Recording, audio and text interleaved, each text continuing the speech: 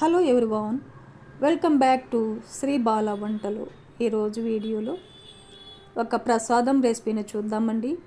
ఈ ప్రసాదం రెసిపీని వినాయక చవితి, వరలక్ష్మి వ్రతం, దసరా పండుగ ఇలా ఏ పండుగలకైనా గుడిలో ప్రసాదాలు పంచిపెట్టాలన్నా కూడా ఈ శనగల ప్రసాదం రెసిపీని ట్రై చేయవచ్చు. మరైతే లేట్ చేయకుండా మనం ప్రాసెస్లోకి వెళ్ళిపోదాం. సింపుల్ అండ్ టేస్టీ శనగల ప్రసాదం రెసిపీని ఎలా ప్రిపేర్ చేసుకోవాలి అన్నది ప్రాసెస్లో చూసేద్దాం. ఒక గిన్నె పెట్టేసుకొని 1 కప్పు శనగలు వేస్తున్నాను. శనగలు మునిగేంత వరకు వాటర్ వేసేసుకొని నైట్ అంతా రెస్ట్ ఇవ్వాలి. నెక్స్ట్ డే మార్నింగ్ మూత తీసి చూసామంటే శనగలు చాలా బాగా నానిపోయాయి కదండి. ఇప్పుడు ఈ శనగల్ని 2 సార్లు శుభ్రంగా కడిగేసుకొని కుక్కర్లో వేసేసుకుందాం. ఏ కప్పుతో అయితే శనగల్ని కొలుచుకున్నామో అదే కప్పుతో 2 కప్పుల వాటర్ వేసేసుకోవాలి. టేస్ట్కి సరిపడా సాల్ట్ వేసేసుకొని మూత పెట్టేసి మీడియం ఫ్లేమ్లో 5-6 విజిల్స్ వచ్చేంత వరకు కుక్ చేసుకోవాలి. 5-6 విజిల్స్ తర్వాత ఆవిరంతా పోయిన తర్వాత మూత తీసి చూసామంటే చూడండి, శనగలు చాలా మెత్తగా ఉడికిపోయాయి కదా. ఇందులో ఉన్న వాటర్ని సపరేట్గా వంపేసుకొని రెడీగా పెట్టేసుకుందాం. ఇప్పుడు స్టవ్ ఆన్ చేసి ఒక ప్యాన్ పెట్టేసుకొని ఒక 2 టేబుల్ స్పూన్లు ఆయిల్ వేసేసుకోవాలి.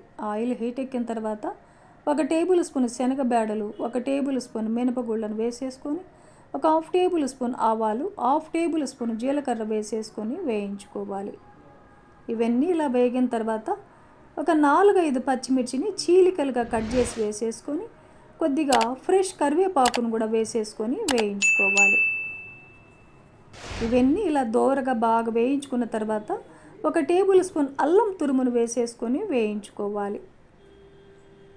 అల్లం తురుము కూడా వేగిన తర్వాత ఒక 1/2 టేబుల్ స్పూన్ పసుపు, 1/2 టేబుల్ స్పూన్ ఇంగువను కూడా వేసేసుకొని వేయించుకుందాం. ఇవన్నీ ఇలా వేయించుకున్న తర్వాత ఒక 4 టేబుల్ స్పూన్లమైన పచ్చి కొబ్బరి తురుమును వేసేసుకొని లో ఫ్లేమ్లో వేయించుకోవాలి. కొబ్బరిలో ఉన్న పచ్చిదనం పోయేంత వరకు ఒక 2 నిమిషాల పాటు లో ఫ్లేమ్లో వేయించుకున్నాక ఉడికించి పెట్టుకున్న శనగలను కూడా వేసేసుకొని కలిపేసుకుందాం. శనగలు ఉడికించేటప్పుడు సాల్ట్ వేసాం కదండి, అది సరిపోదు, ఇంకాస్త సాల్ట్ వేసేసుకొని కలిపేసుకోవాలి. ఈ శనగల్ని సాయంత్రం పూట స్నాక్ లాగా కానీ మార్నింగ్ బ్రేక్ఫాస్ట్ టైంలో కానీ తీసుకోవాలన్నప్పుడు సన్నగా తరిగిన ఉల్లిపాయ ముక్కల్ని కూడా వేసేసుకొని వేయించుకున్న తర్వాత చివరిగా కొద్దిగా లెమన్ జ్యూస్ కూడా కలుపుకున్నామంటే కమ్మగా శనగల్ని తినేయచ్చు.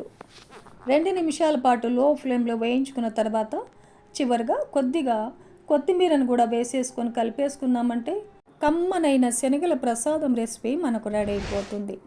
ఈ శనగల ప్రసాదం రెసిపీని ఏ పూజలకైనా ఏ పండుగలకైనా నివేదనగా సమర్పించవచ్చు. మనకిప్పుడు దసరా నవరాత్రులు జరుగుతున్నాయి కదండి, అమ్మవారికి నివేదనగా కూడా సమర్పించవచ్చు. చూశారు కదండి, ఈ శనగల ప్రసాదం రెసిపీని ఈ ప్రాసెస్లో మీరు కూడా ఇంట్లో ప్రిపేర్ చేసి దేవతలకి నైవేద్యంగా సమర్పించండి. ఈ వీడియో నచ్చితే లైక్ చేయండి, షేర్ చేయండి, సబ్స్క్రైబ్ చేయండి. థ్యాంక్ యూ అండి. Thanks for watching.